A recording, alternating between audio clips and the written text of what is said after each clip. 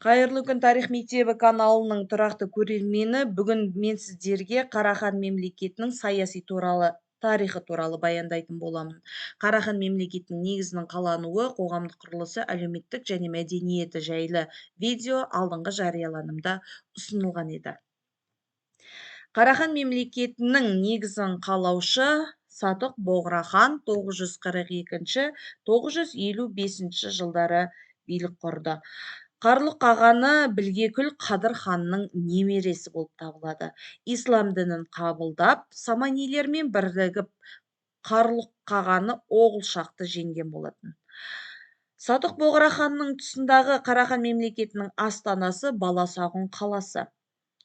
Сонымен бірге ол өзінің билік құрған жылдарында Тараз бен Қашқар қалаларын бағындырған еді.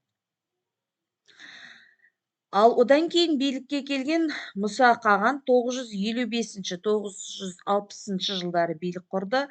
Ол Сатық Боғраханның тұсындағы астанасы Баласағұн қаласын Қашқар қаласына көшірді.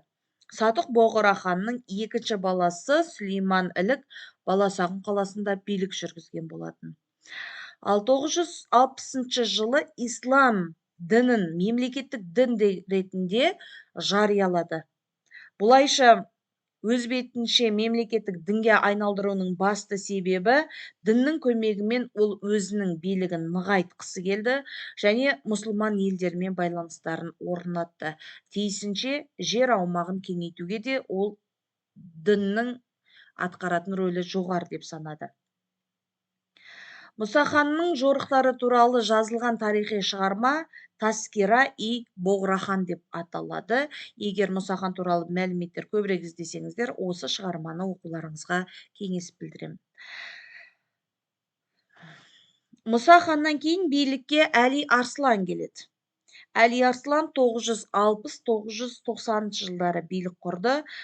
Әсіресе Тараз бен Баласағұн қалаларында билігі аса қатты жүріп тұрды.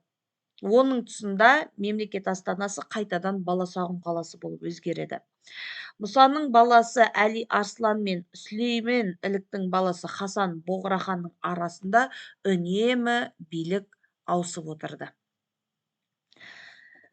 10 ғасырдың екінші жартысында Қарахан мемлекеті ең алғаш саманиліктермен қақтығысты.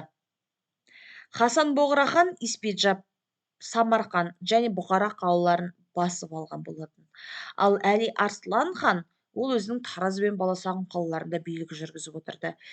Ұзақ уақыт бойы Әли Арслан мен Хасан Боғраханның арасындағы биліктің жиі ауысуы сыртқы күштердің шабуылдарын да күшейтіп жіберді. Хасан Боғрахан Жент аймағындағы тайпалар шабуылынан қауіптеніп Жетісуға оралып, Қошқарбасы деген жерде қаза тапты. 992 жылы Хасан Боғраханның баласы Жүсіп Хотанды басып алды. 996 жылы Әли Арсланның баласы Насыр ибн Әли Мәуереннахрға жорыққа аттанады.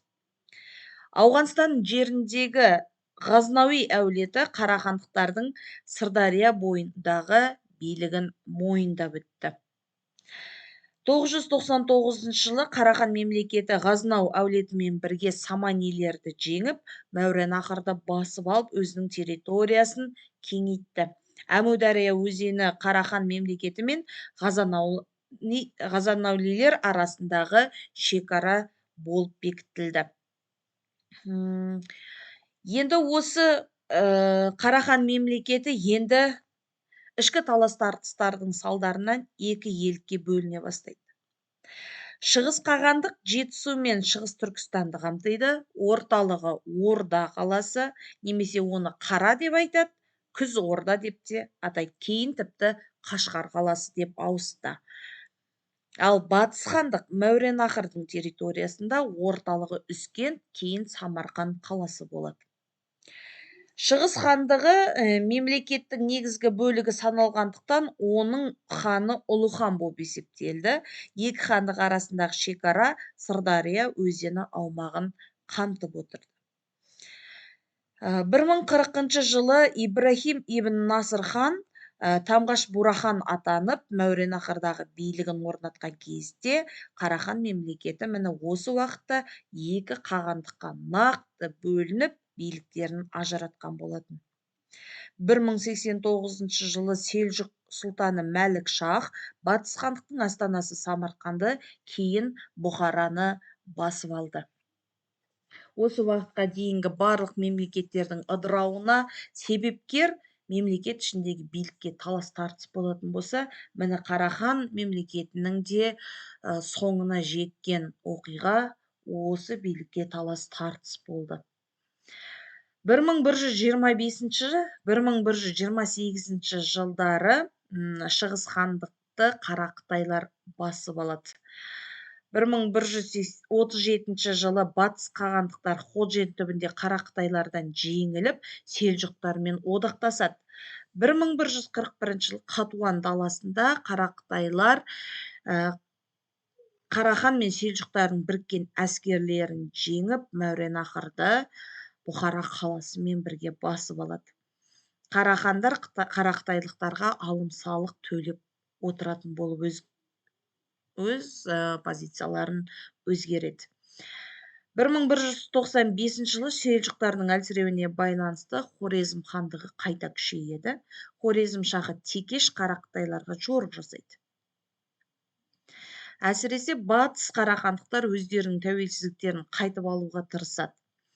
1208 жылы Найман ханы күшлік Жетісу жеріне келіп, осы жердегі Қарақытайларды жеңеді және ол жерге өзінің мемлекетін құрады.